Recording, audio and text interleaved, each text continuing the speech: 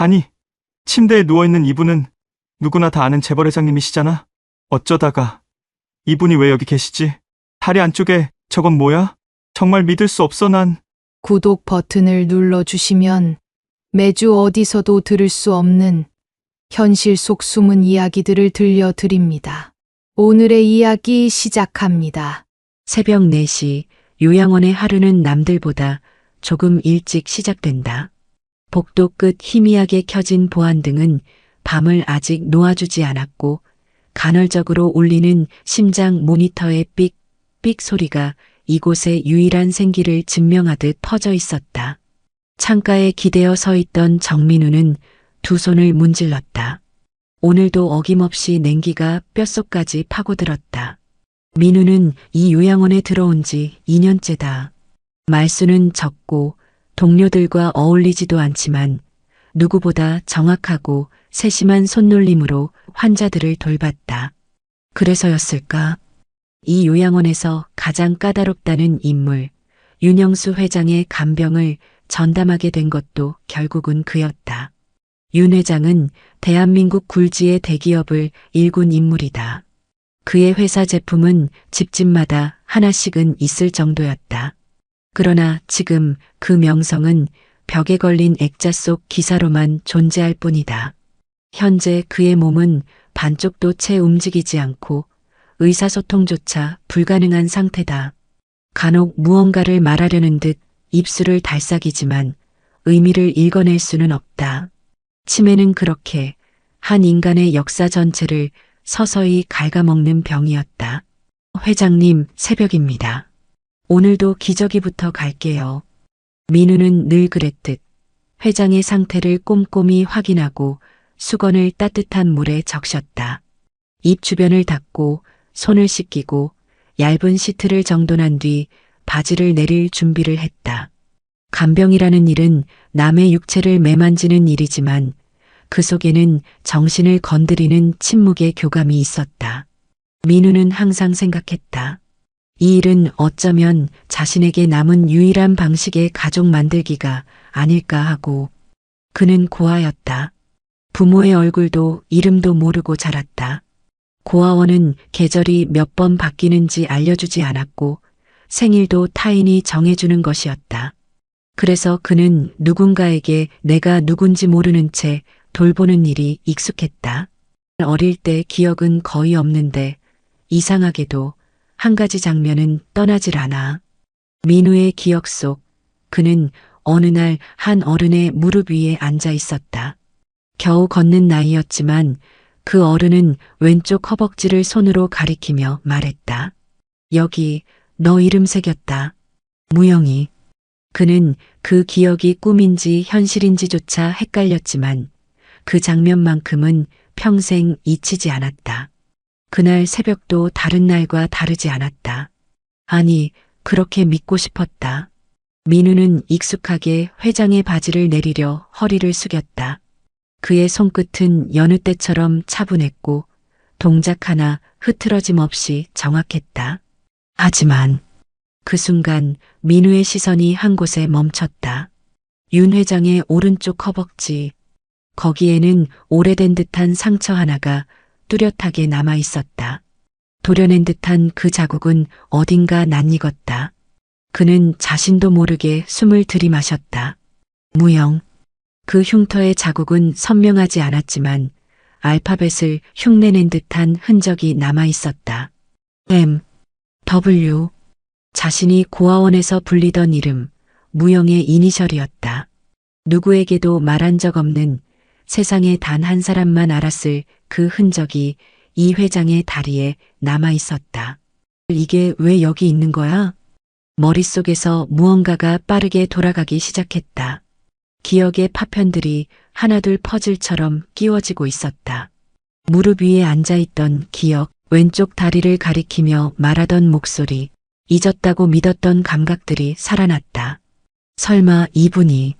민우는 그대로 주저앉을 뻔했다.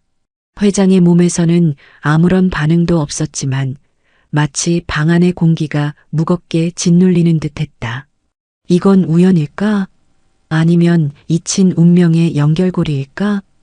그는 차마 다시 눈을 들지 못했다. 몸은 굳었고 입술은 덜덜 떨렸다. 아무도 없는 새벽의 병실. 오직 자신과 눈을 감고 누운 노인만이 이 진실을 공유하고 있었다. 회장님, 혹시 기억하시나요? 대답은 없었다. 아니, 대답을 기대하지도 않았다. 다만 민우는 느꼈다. 회장의 눈꺼풀이 살짝 떨렸다는 것을. 그 순간 오래전 어린 무영의 이름을 불러주던 그 음성이 마음속 어딘가를 찌르듯 되살아났다.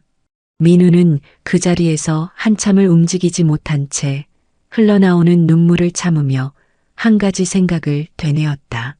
나는 이 사람의 아들이었을지도 모른다. 민우는 그날 이후로 병실에 들어설 때마다 어깨가 묵직했다.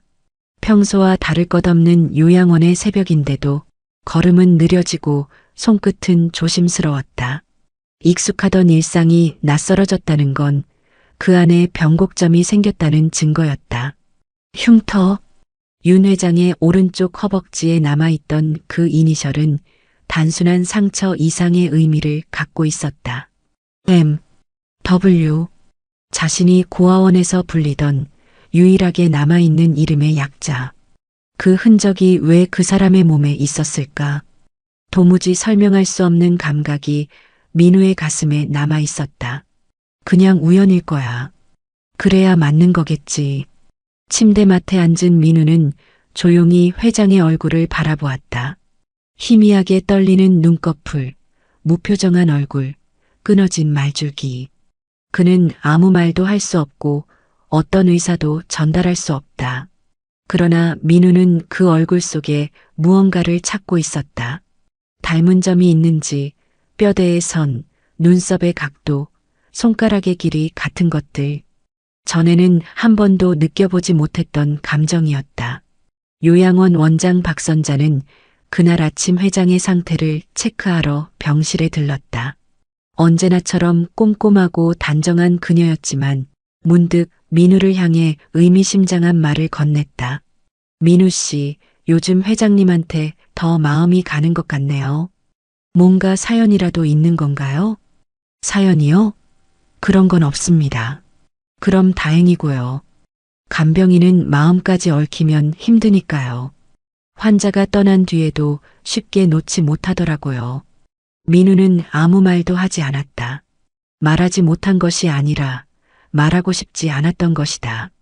박 원장이 병실을 나선 뒤 민우는 회장의 다리 위 흉터를 다시 떠올렸다. 단지 누군가가 낙서처럼 새긴 흔적일 수도 있다. 하지만 왠지 그게 아니라는 확신이 들었다. 어린 시절의 기억이 또렷이 떠올랐다. 자신을 무릎에 앉히고 무영아라고 불러주던 따뜻한 목소리. 그 목소리의 주인공이 남긴 흔적이 바로 저 흉터일지 모른다는 생각이 들자 그의 속은 복잡하게 얽혀 들어갔다. 오전 11시쯤 병동 로비에서 낮은 구두 소리가 울렸다. 윤 회장의 딸 김희정이 오랜만에 요양원을 찾은 날이었다. 리셉션에서 사인을 하고 올라오는 그녀의 모습은 여느 때와 다르지 않았다. 잘 다려진 셔츠, 바지주름 하나 없이 반듯한 정장. 그러나 표정은 더 싸늘해져 있었다. 여전히 아무 말도 없으시군요. 가끔 손가락을 움직이시거나 눈을 뜨시긴 합니다. 반응은 미약하지만 그걸 반응이라고 부르나요? 그냥 근육 경련이겠죠. 민우는 그 말에 대꾸하지 않았다. 김희정은 아버지에게 유독 날이 선 사람이었다. 말은 무심했지만 시선만큼은 오래도록 침대에 머물렀다. 그 눈길 속에는 미움과 슬픔이 동시에 담겨 있었다. 묻고 싶은 말들이 많았지만 그녀는 말하지 않았다. 대신 가방에서 흰 봉투 하나를 꺼내 회장의 손에 올려두었다. 무엇입니까? 사전 유언장입니다. 연명 치료 거부, 재산 분배 의사 포함. 이제는 절차를 진행해야죠. 민우는 조용히 봉투를 내려다보았다. 공식적인 서류임이 분명했고 정식 날인도 있었다. 그러나 이 시점에서 이 서류가 등장한 것 자체가 뭔가 수상하게 느껴졌다. 특히 어제 본 그 상처 이후로는 모든 일이 불투명하게 보였다. 당신이 이래라 저래라 할 처지는 아니죠. 간병인일 뿐인데. 맞습니다. 저는 간병인입니다. 하지만 지금은 보호자도 없고 회장님은 의사소통도 안 됩니다. 최소한 확인은 필요합니다. 김희정은 짧게 한숨을 쉬었다. 무언가 말하고 싶어 하는 듯 입술을 움직였지만 곧 닫았다. 그리고는 조용히 병실을 나갔다. 그 뒷모습을 보며 민우는 생각했다. 진짜 가족이면서도 저토록 냉담할 수 있다면 자신은 대체 무엇인가? 만약 정말 제가 당신 아들이라면 그 말은 허공에 흩어졌다. 하지만 그 순간 회장의 손가락이 다시 한번 떨렸다. 민우는 그 움직임이 단순한 반사작용이 아니라고 믿었다. 그는 몸을 숙여 회장의 귀에 대고 아주 조용히 속삭였다. 회장님, 아니, 어쩌면 아버지, 제가 무영입니다. 말이 끝나자마자 회장의 눈꺼풀이 조금 떨렸다. 이건 우연이 아니다. 민우는 확신했다. 이제 그는 더 이상 이 방에 단순히 간병인으로 있는 것이 아니었다. 그 순간 병실 안의 공기가 확연히 바뀌었다. 시간이 멈춘 듯한 정적. 그 안에서 민우의 가슴은 빠르게 뛰고 있었다. 무언가 시작되려 하고 있었다. 감춰졌던 이야기가 서서히 모습을 드러내고 있었다. 정민우는 스스로를 감정 없는 사람이라 믿어왔다. 그는 어린 시절부터 늘 조용했고 무언가를 원하거나 표현해 본 적도 거의 없었다. 고아원에서의 기억은 대부분 흐릿했지만 유독 한 장면만큼은 생생했다. 낡은 방 안, 어딘가 모르게 긴장된 분위기, 그리고 자신을 무릎에 앉힌 어떤 남자의 무릎 위. 그 남자는 자신의 허벅지를 손가락으로 가리키며 낮은 목소리로 말했다. 여기 봐. 이건 내 이름이야. 무영. 아버지가 너 잊지 말라고 새긴 거야. 민우는 그 장면을 꿈처럼 반복해 떠올렸지만 어느 순간부터 그것이 진짜인지 그저 상상인지 확신할 수 없게 됐다. 그러나 회장의 허벅지에서 그 흔적을 발견했을 때 민우는 깨달았다. 그 기억은 단순한 환상이 아니었으며 분명히 실제했던 과거의 한 조각이었다. 그럼 정말 그 사람이. 그날 이후 민우는 회장을 보는 눈빛이 달라졌다.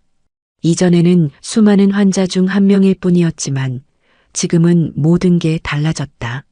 회장의 주름 하나하나, 무표정한 얼굴, 조금씩 마르고 있는 손가락, 모든 것이 과거 속 그 남자와 겹쳐졌다. 회장은 대한민국 굴지의 기업 영항그룹의 창업자였다. 철강 사업으로 시작해 금융, 건설, 에너지까지 손을 뻗은 인물. 언론은 그를 신하라고 불렀고 방송에선 늘 냉철하고 단호한 이미지로 편집됐다. 그는 늘 말수가 적고 감정을 드러내지 않았다고 한다. 하지만 그런 남자도 누군가의 아버지였고 누군가에게는 상처를 남겼다. 김희정, 그의 유일한 법적 딸. 그녀는 감정을 꼭꼭 숨긴 채 아버지를 간헐적으로 찾아왔지만 병실 문을 열고 들어올 때마다 미묘하게 떨리는 손끝은 민우의 눈에만 보였다. 아버지는 항상 회사가 먼저였어요. 어머니가 병원에 입원했을 때도 장례식 때조차 그는 마지막 순간에도 회의 중이었죠. 희정은 아버지에 대한 분노를 밖으로 터뜨리기보다는 차갑게 응축해왔다.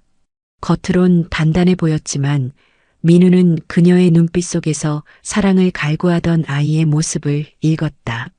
그와 동시에 민우는 자신이 희정과 또 다른 관계로 연결되어 있을 가능성도 생각했다. 만약 윤 회장이 과거에 또 다른 여인과 관계를 맺었고 자신을 낳았던 것이라면, 그리고 그 관계가 세간에 알려질 수 없었던 어떤 이유로 인해 숨겨져야 했다면? 그렇다면 나는 버려진 게 아니라 지켜진 걸까? 그는 그렇게 믿고 싶었다. 누군가의 선택에 의해 외면당한 존재가 아니라 누군가의 사정 속에서 멀어졌던 존재. 윤 회장이 고아원을 방문했던 남자와 동일 인물일 가능성은 점점 더 설득력을 얻고 있었다. 그 당시 고아원 직원들 중 몇몇은 나이 든 남자가 혼자 다녀갔다고 했고, 그가 남긴 봉투 안에는 작은 액수의 돈과 무형을 잘 부탁한다는 쪽지가 있었다는 전원도 남아 있었다. 박선자 원장은 이 사실을 어렴풋이 알고 있었는지도 몰랐다.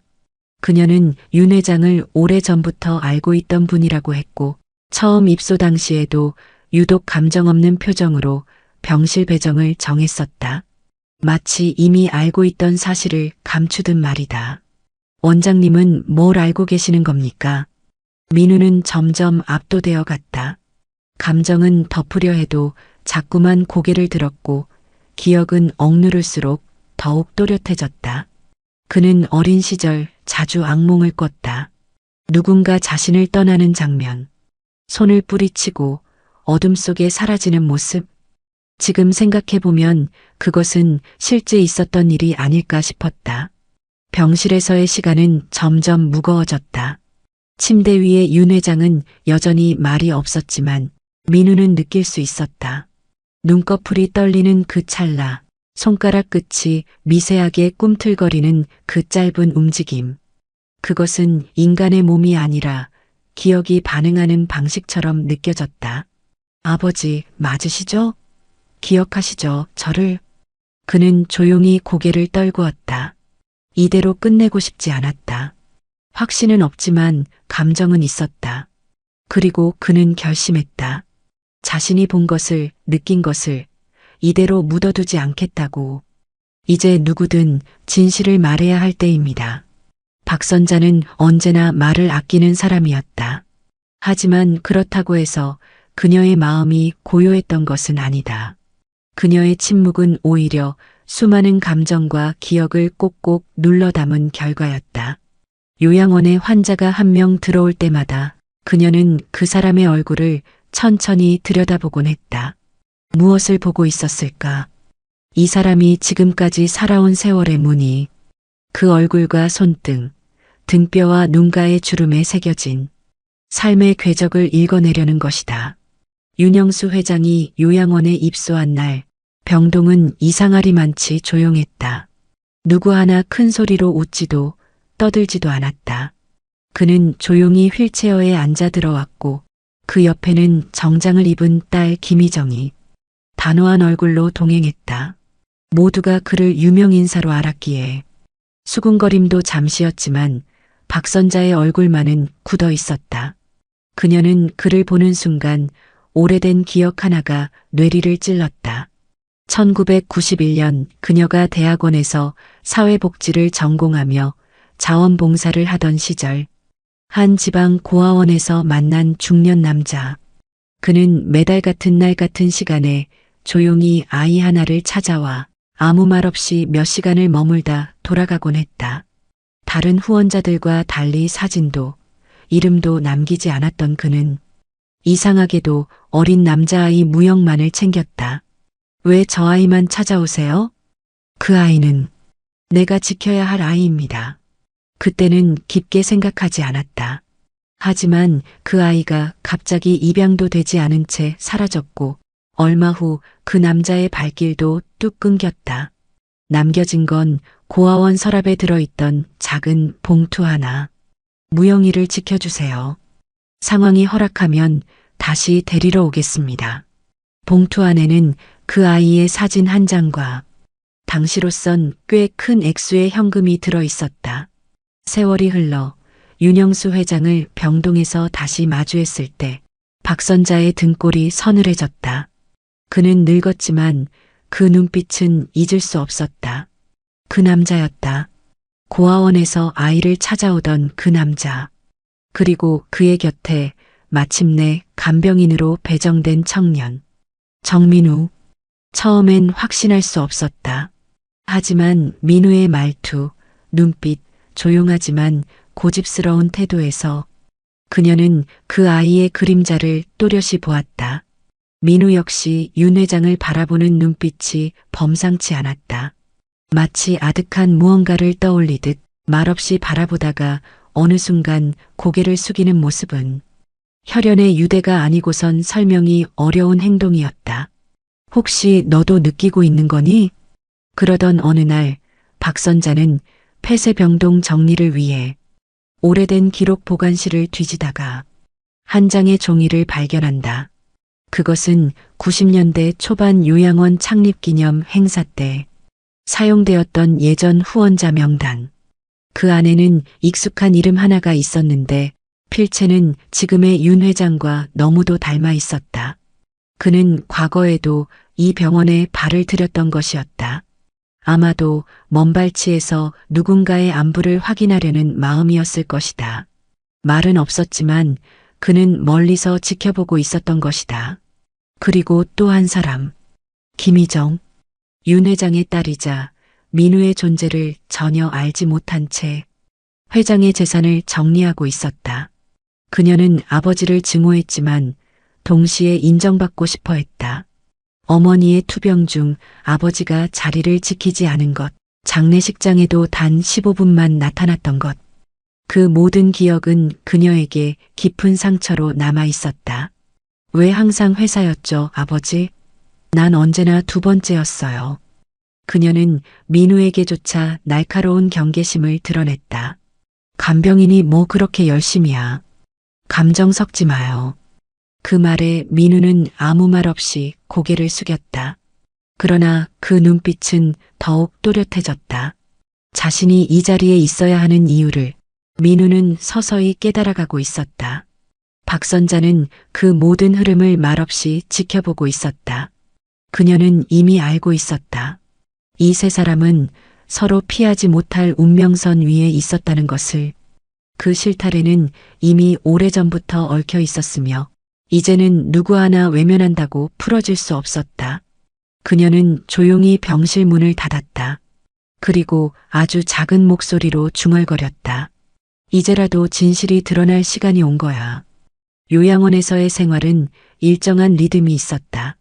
아침 7시 기상, 8시 식사, 10시 운동 치료, 그리고 정오가 지나면 조용한 낮잠 시간이 이어졌다. 간병인 정민우도 그 일과에 따라 움직였다. 늘 조용했고 정리정돈이 철저했다. 다른 간병인들이 쉬는 시간에 스마트폰을 들여다보거나 복도에 모여 잡담을 할 때도 그는 병실 문을 닫고 혼자 조용히 회장 곁을 지켰다. 그 점이 오히려 동료들에게 의심을 사기 시작했다. 쟤 좀 이상하지 않아? 왜 그렇게 회장실에 틀어박혀 있는 거야? 글쎄, 열정이 넘치는 거겠지. 근데 너무 조용하긴 하지 않아? 그가 병동에서 회장실로 들어가면 마치 다른 공기가 흐르는 듯 했다. 민우는 들어서자마자 문을 조용히 닫고 커튼을 절반쯤 쳐서 외부 시선을 막았다.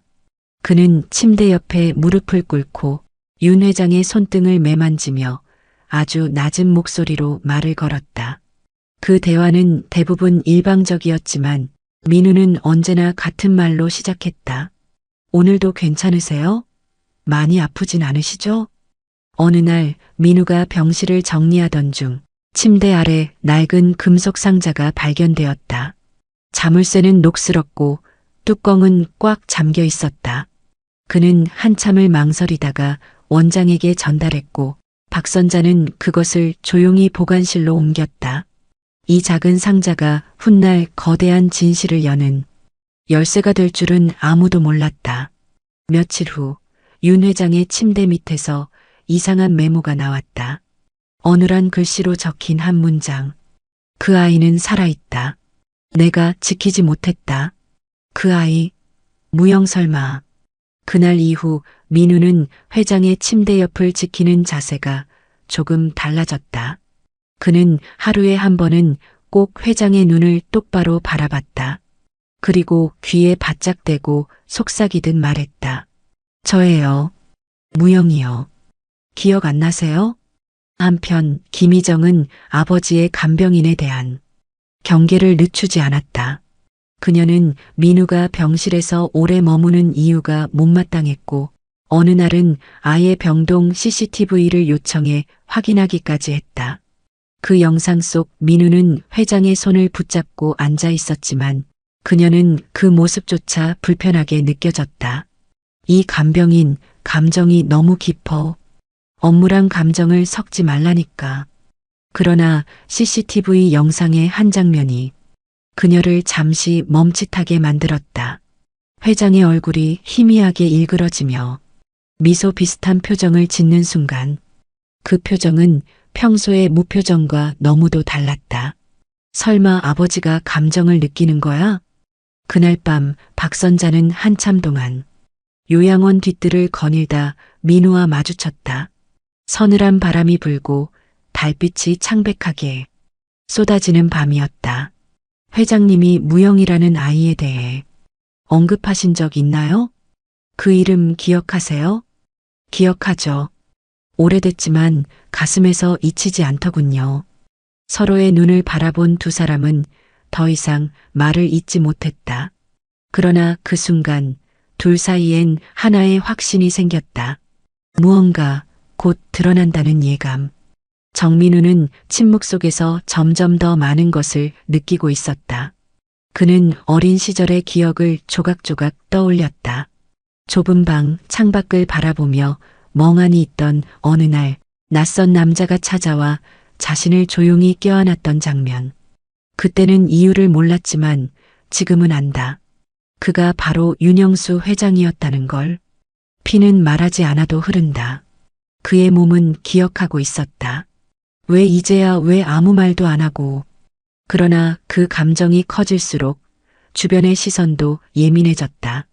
민우의 간병 방식은 확실히 다르다는 것이 병동 안에서 조금씩 퍼지기 시작했다. 다른 환자와 간병인 사이엔 어느 정도 거리감이 존재했지만 민우는 회장을 대할 때마다 무언가 간절한 태도를 보였다. 정민우 그 친구 간병이라기보단 뭔가 속사정 있는 것 같지 않아? 맞아. 며칠 전에 회장님 손 붙잡고 울더라고. 그거 보고 등골이 좀 서늘하더라니까. 박선자 원장도 이상하리만큼 그 둘의 관계를 눈여겨보고 있었다. 민우는 다른 간병인들보다 훨씬 일찍 출근하고 마지막까지 남아 있었다. 식사도 대충 때우고 오로지 회장만을 돌보았다. 이상했다. 하지만 박선자는 직감적으로 그럴 만한 이유가 있다고 느꼈다. 저 눈빛 보호자 이상이야. 저건 죄책감이야. 윤 회장의 상태는 표면적으로는 큰 변화가 없었다. 의식은 미약했고 반응은 거의 없었다.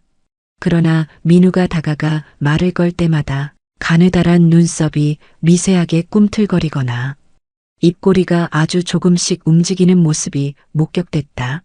아버지, 당신이 정말 제 아버지가 맞다면 단 한 번만 눈을 떠주세요. 그 말은 점점 더 자주 반복됐다. 처음엔 속삭임이었지만 점차 절규가 섞여갔다.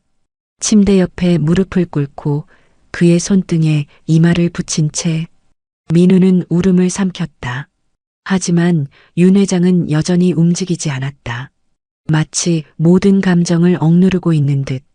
한편 김희정은 그 모습을 또 한 번 CCTV로 확인하고 불편함을 넘어 위기감을 느꼈다. 회장의 표정이 간병인 앞에서만 묘하게 변화하는 것이었다. 눈썹이 들썩이거나 입꼬리가 움찔하고 때로는 손끝이 꿈틀거렸다. 그건 단순한 반사가 아니라 반응처럼 느껴졌다. 왜 하필 그의 앞에서만? 그녀는 민우에 대한 신원조회를 요양원에 요청했다. 당연히 간병인 이력서에는 특별한 것이 없었다. 그러나 그녀는 멈추지 않았다. 회장의 과거를 조사하기 시작했다. 그 과정에서 한 장의 오래된 사진을 발견했다. 검은 양복을 입은 젊은 윤 회장이 한 아이의 손을 잡고 서 있는 사진. 그 아이는 민우와 너무도 닮아 있었다. 이건 뭐야, 진짜야? 그녀는 그날 밤 병실에 잠입했다. 회장이 자고 있는 틈을 타 민우가 늘 앉아있던 의자에 앉아 그가 하던 방식 그대로 회장의 손을 잡아보았다. 아무런 반응이 없었다. 역시 너한텐 반응하고 나한텐 아무것도 안 해. 분노와 불안, 질투가 뒤엉킨 그녀는 의자를 밀치고 병실을 나갔다. 그 순간 회장의 손끝이 미세하게 떨렸다. 누구도 그걸 보지 못했지만 그건 확실한 반응이었다. 동시에 병원 안팎에서는 이상한 소문이 돌기 시작했다.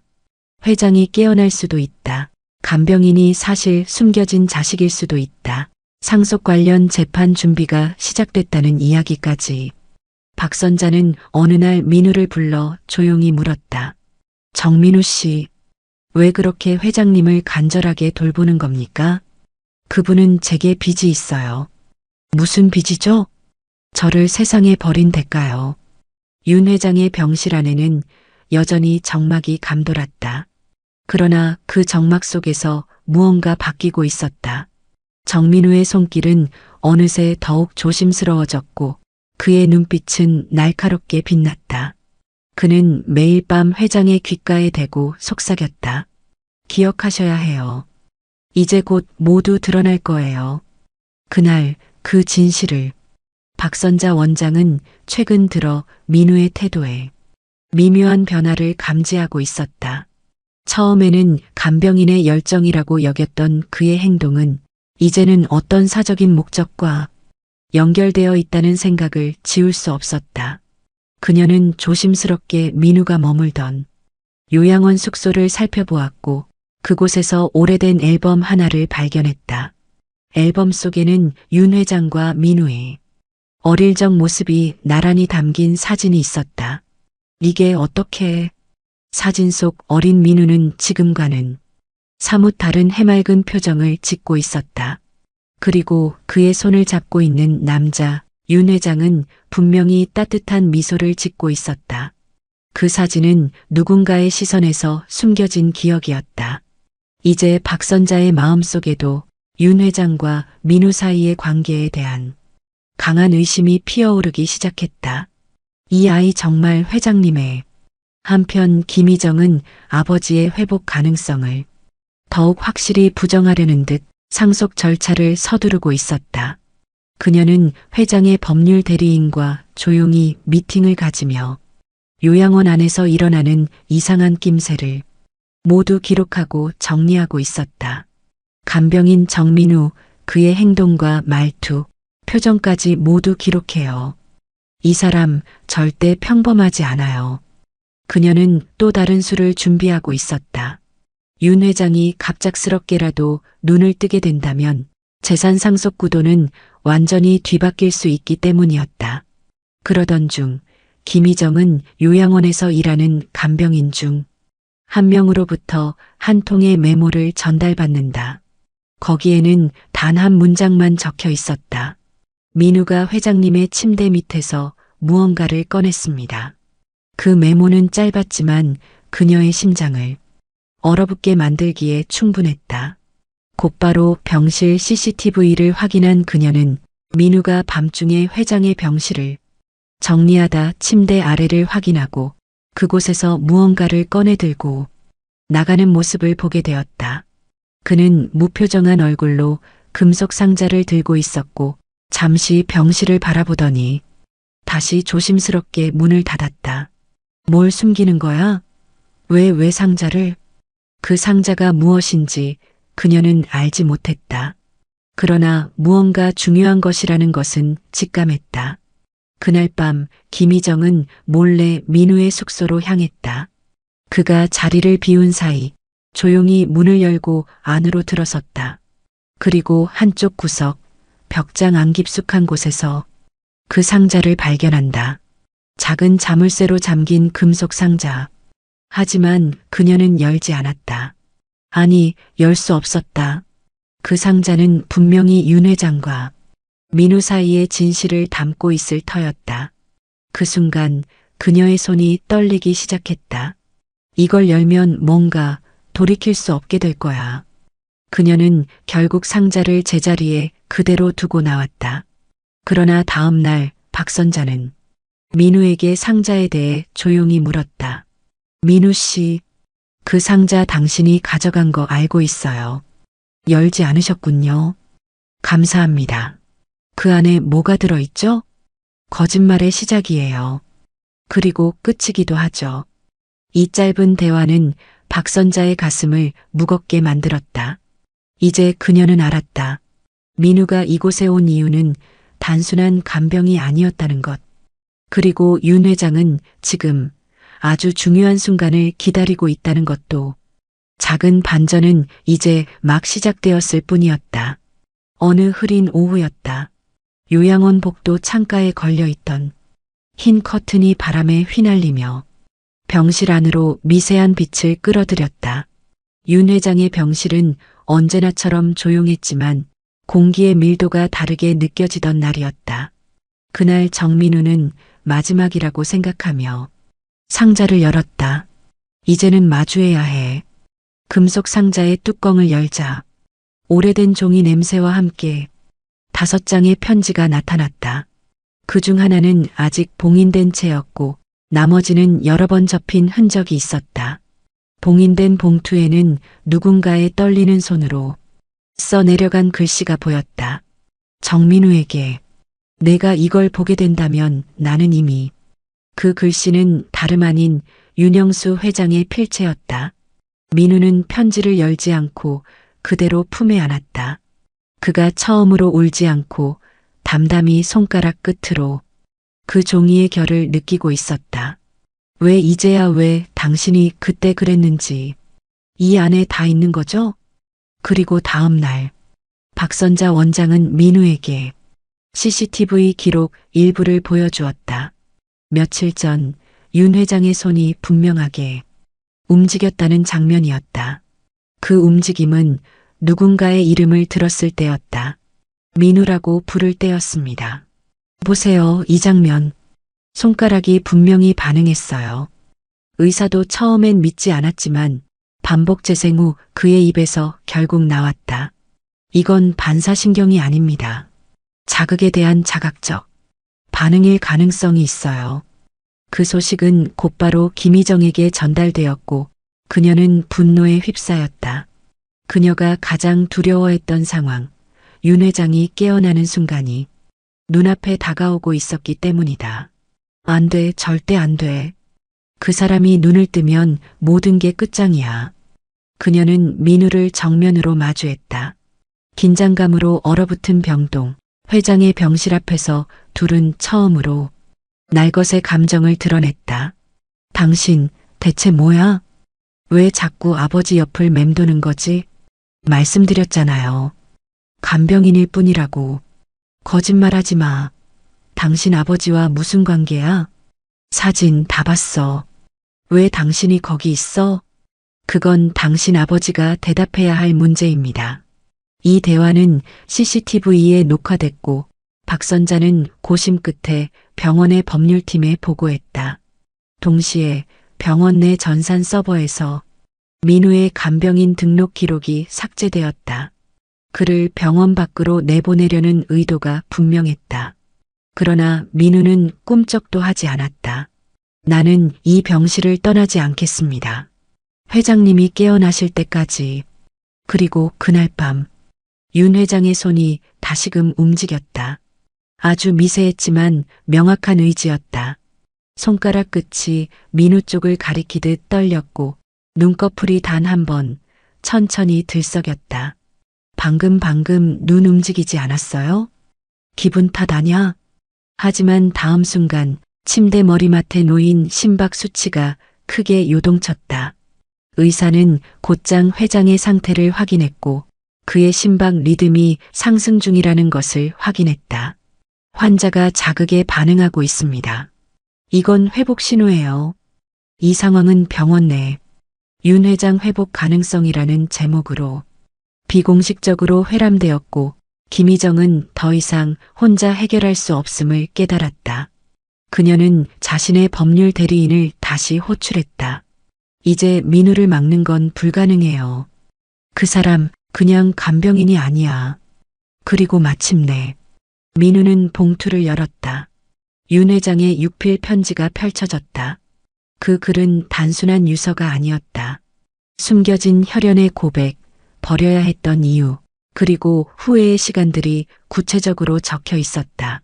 나는 널 지키지 못했다. 세상이 날 용서하지 않더라도, 너는 나를 이해해주지 않더라도, 단 한 번만 내가 내 손을 다시 잡아주길 바란다. 이젠 늦었어요. 하지만 당신 말대로 마지막까지 옆에 있을게요. 그날 이후 민우는 다시 병실을 지켰고 윤 회장은 밤마다 손끝을 움직였다. 그들의 관계는 더 이상 의심의 대상이 아니었다. 그리고 이 모든 것을 지켜보던 박선자는 조용히 중얼거렸다. 드디어 진실이 열린 거군요. 윤 회장의 손가락 떨림은 이제 더 이상 우연이라 할 수 없었다. 그의 반응은 민우의 이름에만 민감하게 움직였고 이 변화는 병원 전체에 미세한 균열을 일으켰다. 누군가는 기적이라 했고 누군가는 혼란이라 불렀다. 하지만 김희정에게 그것은 위협이었다.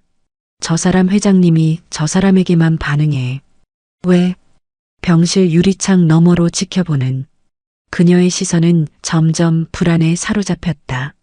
매일 아침 병실 앞을 지키고 있는 민우의 모습은 언젠가부터 간병인이 아닌 누군가의 자식처럼 느껴졌다.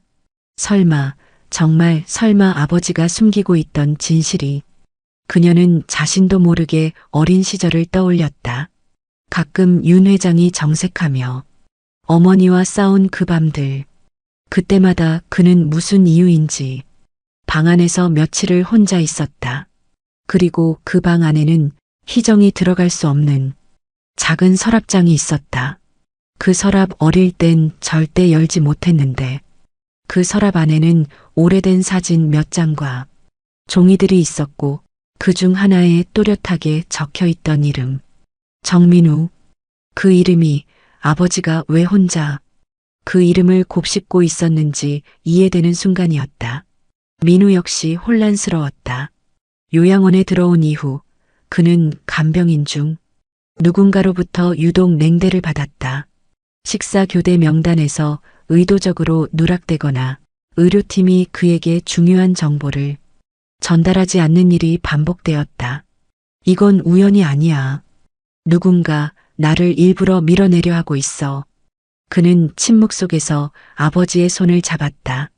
가끔 그 손은 아주 미세하게 그의 손가락을 감싸듯 움직이기도 했다. 그럴 때마다 민우는 마음이 흔들렸다. 그리고 가슴속 깊은 곳에서 오랫동안 묻어두었던 장면 하나가 떠올랐다. 11살이었어. 고아원에 처음 들어갔을 때 그곳에는 TV도 없었고 신문 한 장이 유일한 바깥 세상이었지. 그는 그 신문에서 윤 회장의 인터뷰를 봤다. 내게 가장 부끄러운 건 한 아이를 버린 일이다. 기사 속에선 이름이 가려져 있었지만 그는 본능적으로 그 아이가 자신일 것이라 느꼈다. 다시 현재 박선자 원장은 오래된 병원 기록 하나를 열람 중이었다. 그 파일 속에는 윤 회장의 진료 내역과 함께 20여 년 전 방문자 명단이 있었다. 그 중에는 정민우라는 이름이 명확히 남아 있었다. 그는 15살 무렵 병원에 한 차례 방문한 이력이 있었다. 이 아이가 그때 그 아이가 맞다면 그녀는 윤 회장의 첫 부인을 잠시 떠올렸다. 자신이 수간호사였던 시절 그 여인이 병원에서 누군가를 입양 보냈다는 풍문을 들은 적이 있다. 그때는 단순한 가족사라 생각했지만 지금은 다르게 다가왔다. 그분이 직접 병원에 와서 다시는 이에 얘기하지 말라고 하셨지. 그 기억은 희미했지만 진실의 뿌리에는 무게가 있었다. 민우는 아무것도 모르고 병상 옆을 지키고 있었고 희정은 점점 더 예민해졌다. 그녀는 자신의 위치가 위태롭다는 것을, 민우가 그 자리를 차지하게 될지도 모른다는 두려움에 시달렸다. 절대 안 돼. 이건 내가 지켜야 해. 그리고 며칠 뒤 병원에서 작은 해프닝이 발생했다. 민우가 회장실 근처에서 CCTV를 점검하던 직원과 마주쳤고 그는 우연히 녹화 서버 일부가 조작된 흔적을 발견했다. 여기 왜 지난주 기록이 삭제돼 있죠? 전 그런 작업한 적 없습니다. 그 순간 민우는 확신했다. 이곳 어딘가에 자신을 감추려는 누군가가 있다는 걸. 그리고 그 누군가는 자신보다 훨씬 오래전부터 이 진실을 숨겨오고 있었다는 사실을. 이 싸움, 이제 시작이야. 윤 회장의 손가락 떨림은 이제 더 이상 우연이라 할 수 없었다. 그의 반응은 민우의 이름에만 민감하게 움직였고 이 변화는 병원 전체에 미세한 균열을 일으켰다. 누군가는 기적이라 했고 누군가는 혼란이라 불렀다. 하지만 김희정에게 그것은 위협이었다. 저 사람 회장님이 저 사람에게만 반응해. 왜? 병실 유리창 너머로 지켜보는 그녀의 시선은 점점 불안에 사로잡혔다. 매일 아침 병실 앞을 지키고 있는 민우의 모습은 언젠가부터 간병인이 아닌 누군가의 자식처럼 느껴졌다. 설마, 정말 설마 아버지가 숨기고 있던 진실이. 그녀는 자신도 모르게 어린 시절을 떠올렸다. 가끔 윤 회장이 정색하며 어머니와 싸운 그 밤들. 그때마다 그는 무슨 이유인지 방 안에서 며칠을 혼자 있었다. 그리고 그 방 안에는 희정이 들어갈 수 없는 작은 서랍장이 있었다. 그 서랍 어릴 땐 절대 열지 못했는데 그 서랍 안에는 오래된 사진 몇 장과 종이들이 있었고 그 중 하나에 또렷하게 적혀 있던 이름. 정민우. 그 이름이 아버지가 왜 혼자 그 이름을 곱씹고 있었는지 이해되는 순간이었다. 민우 역시 혼란스러웠다. 요양원에 들어온 이후 그는 간병인 중 누군가로부터 유독 냉대를 받았다. 식사 교대 명단에서 의도적으로 누락되거나 의료팀이 그에게 중요한 정보를 전달하지 않는 일이 반복되었다. 이건 우연이 아니야. 누군가 나를 일부러 밀어내려 하고 있어. 그는 침묵 속에서 아버지의 손을 잡았다. 가끔 그 손은 아주 미세하게 그의 손가락을 감싸듯 움직이기도 했다. 그럴 때마다 민우는 마음이 흔들렸다. 그리고 가슴속 깊은 곳에서 오랫동안 묻어두었던 장면 하나가 떠올랐다. 11살이었어. 고아원에 처음 들어갔을 때 그곳에는 TV도 없었고 신문 한 장이 유일한 바깥 세상이었지. 그는 그 신문에서 윤 회장의 인터뷰를 봤다. 내게 가장 부끄러운 건 한 아이를 버린 일이다. 기사 속에선 이름이 가려져 있었지만 그는 본능적으로 그 아이가 자신일 것이라 느꼈다. 박선자 원장은 오래된 병원 기록 하나를 열람 중이었다. 그 파일 속에는 윤 회장의 진료 내역과 함께 20여 년 전 방문자 명단이 있었다. 그 중에는 정민우라는 이름이 명확히 남아 있었다. 그는 15살 무렵 병원에 한 차례 방문한 이력이 있었다. 이 아이가 그때 그 아이가 맞다면 그녀는 윤 회장의 첫 부인을 잠시 떠올렸다. 자신이 수간호사였던 시절 그 여인이 병원에서 누군가를 입양 보냈다는 풍문을 들은 적이 있다. 그때는 단순한 가족사라 생각했지만 지금은 다르게 다가왔다. 그분이 직접 병원에 와서 다시는 이에 얘기하지 말라고 하셨지. 그 기억은 희미했지만 진실의 뿌리에는 무게가 있었다. 민우는 아무것도 모르고 병상 옆을 지키고 있었고 희정은 점점 더 예민해졌다. 그녀는 자신의 위치가 위태롭다는 것을, 민우가 그 자리를 차지하게 될지도 모른다는 두려움에 시달렸다. 절대 안 돼. 이건 내가 지켜야 해. 그리고 며칠 뒤 병원에서 작은 해프닝이 발생했다.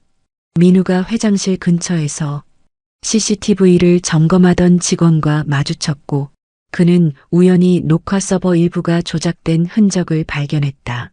여기 왜 지난주 기록이 삭제돼 있죠? 전 그런 작업한 적 없습니다. 그 순간 민우는 확신했다. 이곳 어딘가에 자신을 감추려는 누군가가 있다는 걸. 그리고 그 누군가는 자신보다 훨씬 오래전부터 이 진실을 숨겨오고 있었다는 사실을.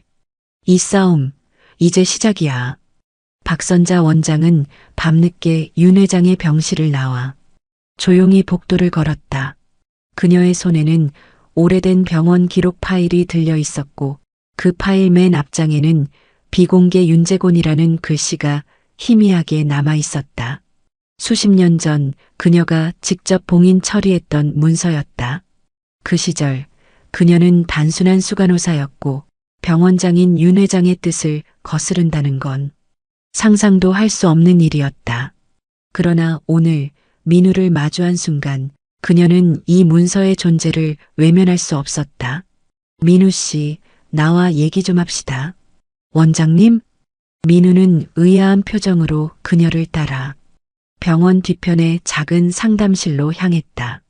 그곳은 평소 직원 교육이나 보호자 면담에 쓰이던 공간이었지만 지금은 두 사람만의 고해성사실처럼 느껴졌다.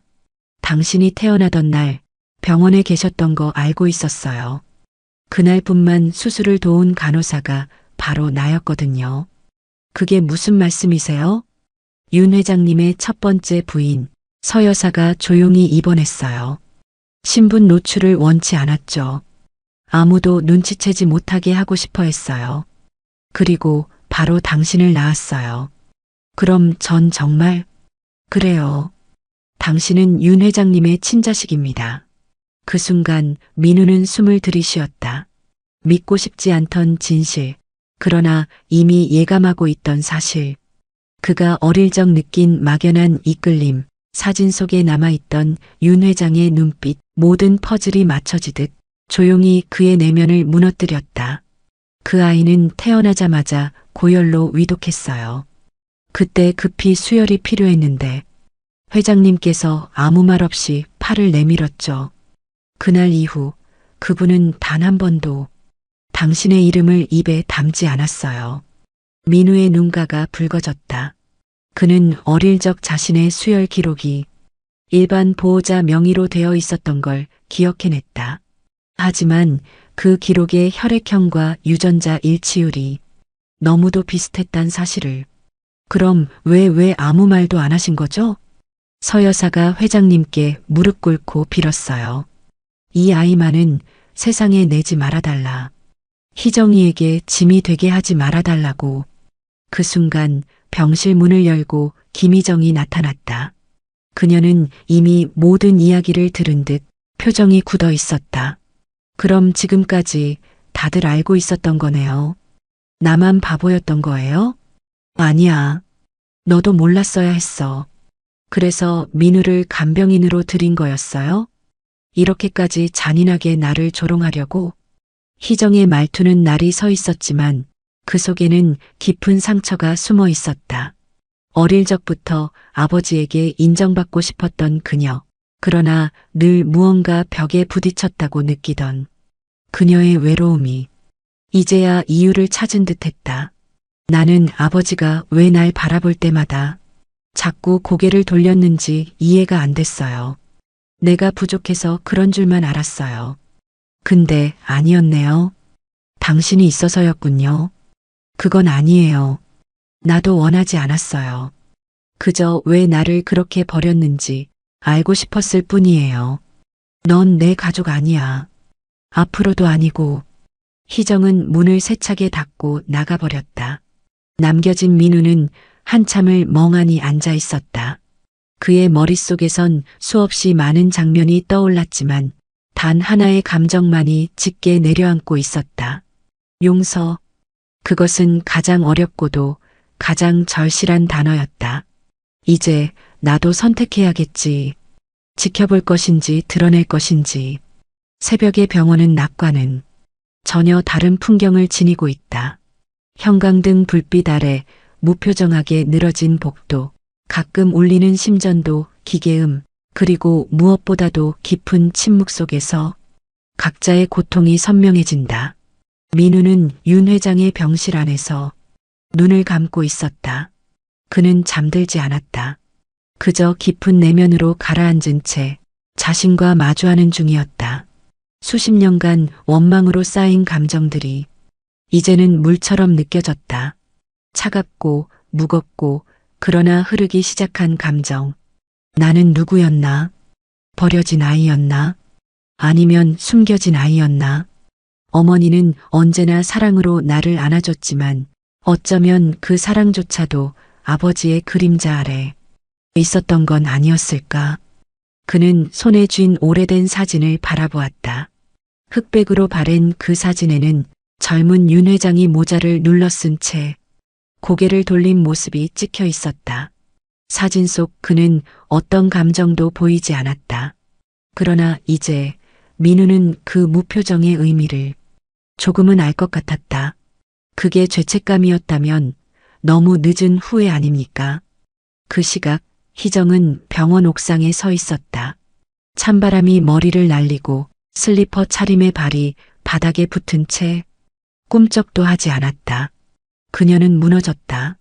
무언가를 잃은 것도 아닌데 모든 것을 빼앗긴 기분이었다. 나는 늘 노력했어. 아버지한테 인정받으려고. 그 사람만큼 공부하고 일하고 냉정해지려고도 했어. 그런데 결국 단 한 번도 진짜 사랑받은 적은 없었던 거네. 그녀는 울지 않았다. 아니, 눈물조차 나지 않았다. 대신 속이 텅 비어버린 느낌이었다. 바람 한 점에도 흔들릴 것 같은 감정에 나뭇가지 위에 서 있었다. 그 애는 내가 평생 되려고 애쓴 진짜 자식이었구나. 한편 박선자 원장은 간호사실 한 구석에서 고개를 숙이고 있었다. 책상 위엔 오래된 청진기 하나와 윤 회장 부인의 메모가 놓여 있었다. 아이를 숨겨줘요. 그 아이는 죄가 없어요. 윤 회장이 그 애를 보는 눈빛이 무서워요. 그건 미안함도 아니고 사랑도 아닌 도망이에요. 그때 내가 입을 열었어야 했는데 희정이든 민우든 누구도 이런 방식으로 고통받지 않게 했어야 했는데 그녀의 얼굴에 처음으로 노쇠한 표정이 드러났다. 한 세월을 함께 지켜온 그녀에게도 이 병원은 단지 직장이 아니었다. 하나의 비밀 창고였고 또 하나의 무덤이기도 했다. 묻었던 감정들이 무너져 내리며 박선자 역시 붕괴에 가까운 회한을 삼키고 있었다. 그리고 다시 병실. 민우는 회장의 손을 잡고 속삭였다. 당신이 내 아버지라면 이제 내게 해줄 수 있는 건 단 하나예요. 대답하세요. 살고 싶습니까? 윤 회장은 대답하지 않았다. 그러나 그 눈가에 아주 미세한 물기가 맺혔다. 감정의 언어는 말이 아니었다. 숨소리, 떨림, 침묵. 그 모든 것이 말보다 정확히 감정을 전했다. 민우는 미소를 지었다. 그리고 아주 단단한 어조로 말했다. 그렇다면 싸울게요. 이제부터는 도망치지 않을 겁니다. 누가 뭐라 해도 저는 아버지의 아들입니다. 하루가 저물고 아침이 밝았다. 병원 창밖으론 안개가 옅게 깔려 있었고 그 속에서 햇살이 조심스레 병실을 비췄다. 윤 회장의 병상 위에도 온기가 내려앉았다. 민우는 여전히 자리를 지키고 있었다. 이젠 다리도 저리고 눈도 퀭하게 꺼져 있었지만 이상하게 마음은 편안했다. 그는 아버지의 손을 쓰다듬으며 속삭였다. 이 병실 처음 왔을 땐 단지 과거를 확인하러 온 거였어요. 그런데 지금은 그냥 곁에 있고 싶다는 생각이 드네요. 그 순간 병실 문이 조심스레 열리며 희정이 들어왔다. 그녀는 한 손에 커피를 들고 있었고 다른 손에는 병원 수납자료 봉투를 들고 있었다. 어젯밤 잠은 좀 잤어요? 여기까지 오신 줄은 몰랐네요. 방금 온 건 아니에요. 복도에서 계속 지켜봤어요. 들어갈까 말까 100번은 고민하다가요. 민우는 자리에서 일어나 커피를 건네받았다. 그 순간 두 사람 사이에 어색한 침묵이 흘렀다. 그러나 그것은 이전처럼 날카롭고 벼랑 끝 같은 침묵이 아니었다. 오히려 아주 조심스럽게 이어붙인 대화의 시작 같은 고요였다. 어릴 때부터 병원은 참 싫었어요. 냄새도 싫고 그 차가운 기계 소리도. 그런데 아버지가 저를 데려오면 무조건 3층 상담실에 앉혀두곤 했어요. 혼자서 한참 기다려야 했고 그때마다 왜 나랑 같이 있지 않을까 하는 생각만 했어요. 그땐 아마 저 때문이었겠죠. 그래서 더 미웠던 것 같아요. 당신이요. 알아요. 그 짧은 대화 속에서 민우는 희정의 눈빛이 변해가는 걸 느꼈다. 분노에서 체념으로, 그리고 아주 조심스러운 용서의 틈까지. 그녀도 이 진실을 소화하기까지 오랜 시간이 필요할 것이다. 하지만 분명한 건 이제 서로를 부정하지는 않는다는 것이다. 이거 아버지 명의로 돼 있던 보험 자료예요. 당신 이름 그 안에 들어있더군요.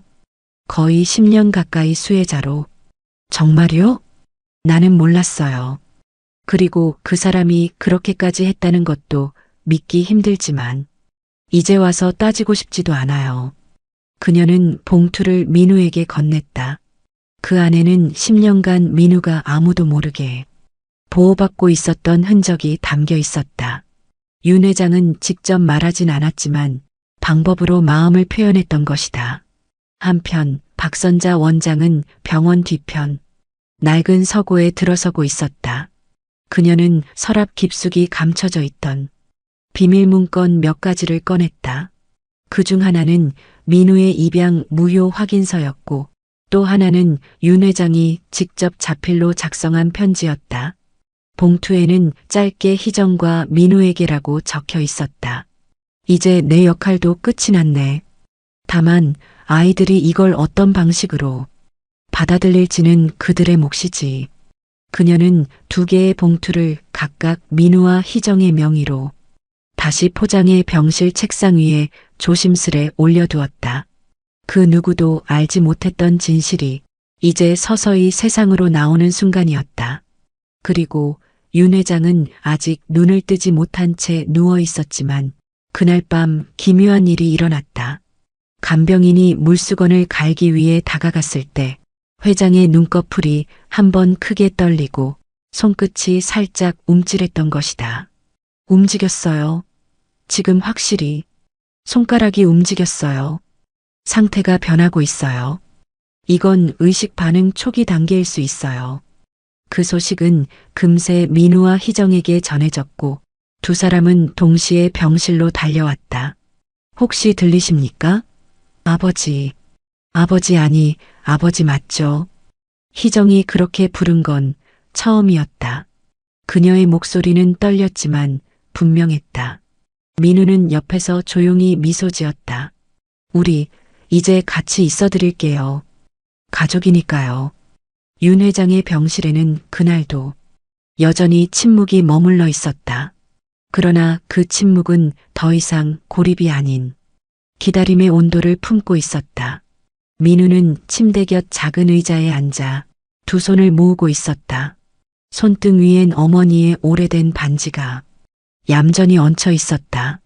유일하게 어머니가 남기고 간 가족의 상징이었다. 어머니, 당신은 평생 그 사람의 이름조차 입에 올리지 않았어요. 그 사람을 원망하지도 그리워하지도 않았죠. 그저 나만 바라봤어요. 그래서 더 궁금했어요. 당신은 그 사람을 사랑했나요? 그의 기억 속 어머니는 언제나 따뜻하고 단정한 사람이었다. 비가 오는 날이면 창가에 등을 기대고 작은 뜨개질을 하셨고 민우가 어릴 적 열이 날 때면 밤새 물수건을 이마에 얹어주던 손길이 떠올랐다. 넌 그 사람 닮았구나. 무슨 말이에요? 그 사람도 이렇게 눈을 감고 뭔가를 참는 표정을 자주 지었어.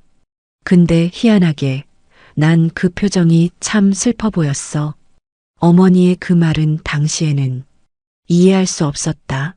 그러나 지금 윤 회장의 잠든 얼굴을 보며 민우는 알 수 있었다. 그 표정, 그 침묵, 그 뺨의 미세한 떨림. 어머니가 말했던 슬픔의 표정이 바로 이 얼굴이었다. 그때 병실 문이 조심스럽게 열렸다. 희정이었다. 그녀는 편지 2통이 든 봉투를 들고 있었다. 이거 원장님이 놓고 가셨어요. 아버지가 쓴 거래요. 우릴 위해. 지금 읽을까요? 아니요. 저는 아직 마음의 준비가 안 됐어요. 그녀는 봉투를 가슴에 품은 채 조용히 침대 곁 반대편 의자에 앉았다. 민우와 희정은 처음으로 함께 병상 곁에 앉아 있었다. 두 사람 사이에 말은 없었지만 오랜 원망과 질투의 감정은 바닥을 지나 흩어지고 있었다. 한참이 흐른 후 민우는 병실 밖 작은 정원으로 나갔다. 그리고 어머니의 반지를 꺼내며 중얼거렸다. 당신이 숨기고 싶어 했던 진실을 나는 결국 마주하게 됐어요. 그 사람은 나를 완전히 외면하진 않았어요. 어쩌면 사랑하는 방법을 몰랐던 걸지도 몰라요. 그는 고개를 들었다. 정원 가장자리에 서 있는 한 노부가 눈에 들어왔다. 바로 박선자 원장이었다. 그녀는 오래된 병원 수첩을 넘기고 있었다. 원장님, 어쩌면 윤 회장님도 내 어머니만큼이나 두려웠을 거야. 자기 마음이 드러나는 걸. 그래서 거리를 두고 말없이 지켜보기만 했지. 어른이란 참 이기적일 때가 많거든. 그래도 지켜보기만 해준 것도 고마운 일이었어요. 그 말 꼭 회장님 귀에 들어갔으면 좋겠다. 그날 밤 민우는 병실로 돌아와 조심스럽게 편지 한 통을 열었다. 윤 회장의 육필이 담긴 그 글씨는 삐뚤고 흐릿했지만 확실히 살아있었다. 민우야, 미안하단 말도 고맙단 말도 쉽지 않더구나. 나는 너를 많이 바라봤다. 멀리서. 그게 다였다. 그 이상은 용기가 없었다. 내가 죽고 난 후라도 내가 이 편지를 보게 된다면 제발 나를 조금만 용서해다오. 넌 내 아들이다. 누구도 그 진실을 지울 수는 없다. 민우는 손끝으로 편지를 따라 쓰다듬었다. 그 안에서 살아 숨쉬는 후회의 온기가 느껴졌다. 그는 자리에서 일어나 윤 회장의 손을 다시 잡았다. 이번엔 더 강하게, 단단하게. 침대 옆에 있던 희정도 조용히 그의 어깨에 손을 얹었다. 같이 지켜보자, 끝까지. 민우는 고개를 끄덕이며 작게 대답했다. 그래요. 이젠 우리 둘이서. 병실의 공기는 오랜 기다림처럼 고요했다. 창문 너머로 가을 햇살이 부드럽게 스며들어 윤 회장의 창백한 얼굴 위에 잔잔한 그림자를 드리웠다. 민우는 침대 곁에 앉아 조용히 아버지의 손을 쥐고 있었다. 그 손은 여전히 차갑고 마른 채였지만 체온이 아주 조금씩 돌아오는 듯했다. 잠시 후 문이 조심스럽게 열리며 희정이 들어왔다. 그녀는 손에 작은 보온병을 들고 있었고 안에서는 따뜻한 차향이 은근히 번졌다. 밤새 여기 있었어요? 네. 혹시라도 무슨 변화가 있을까 해서요. 희정은 한숨을 내쉬고 침대 반대편 의자에 앉았다. 예전 같았으면 차가운 시선과 날 선말이 오갔을 자리였지만 오늘은 달랐다. 말 대신 두 사람의 시선이 회장에게로 향했다. 저는 어릴 때 아버지랑 마주 앉아본 적이 거의 없어요. 언제나 일 때문에 바빴고 함께 있는 시간보다 기다리는 시간이 더 많았죠. 저도 비슷했어요. 다만 저는 기다린다는 사실조차 몰랐던 것뿐이죠. 희정은 고개를 끄덕였다. 짧지만 오래 굳어있던 얼음 같은 감정이 조금 녹는 소리였다. 그때 윤 회장의 손가락이 아주 미세하게 움직였다. 민우는 반사적으로 손을 꼭 쥐었다. 희정도 자리에서 몸을 숙여 그 손을 함께 감쌌다. 서로의 손등이 맞닿았지만 두 사람 모두 그걸 떼지 않았다. 혹시 들리세요? 저희 둘 다 여기 있습니다. 아버지, 이제 혼자가 아니에요. 병실 안은 여전히 고요했지만 그 고요 속에 묘한 안도감이 퍼졌다. 민우와 희정은 아무 말 없이 한참을 앉아 있었다. 창밖의 빛이 서서히 기울어가고 석양빛이 병실 벽을 붉게 물들이는 동안에도 두 사람은 자리를 지켰다. 그날 밤 민우는 의자에 기대어 졸았고 희정은 침대 옆에서 가만히 책을 읽었다. 서로 다른 방식이었지만 그 둘은 같은 마음으로 회장을 지키고 있었다. 아침이 밝자 박선자 원장이 병실 문 앞에서 잠시 멈춰섰다. 그녀는 두 사람이 나란히 있는 모습을 바라보다가 조용히 미소 지었다. 이제라도 이렇게 곁에 있을 수 있다면 그걸로 충분하지. 아침 햇살이 병실 창가로 스며들었다. 커튼 사이로 부드러운 빛이 흘러들며 희정과 민우의 어깨를 따뜻하게 감쌌다. 그들은 밤새 자리를 지켰다. 민우는 의자에 앉아 윤 회장의 손을 잡고 있었고 희정은 반대편에서 그의 이마를 천천히 닦아주고 있었다. 심전도 기계의 삑소리가 차분하게 이어지다. 어느 순간 아주 느리게 그리고 길게 울렸다. 민우와 희정은 동시에 서로를 바라보았다. 마지막 숨이 고요하게 흘러가고 있었다. 아버지 편히 쉬세요. 저희가 여기 있습니다. 윤 회장의 얼굴은 잔잔했다.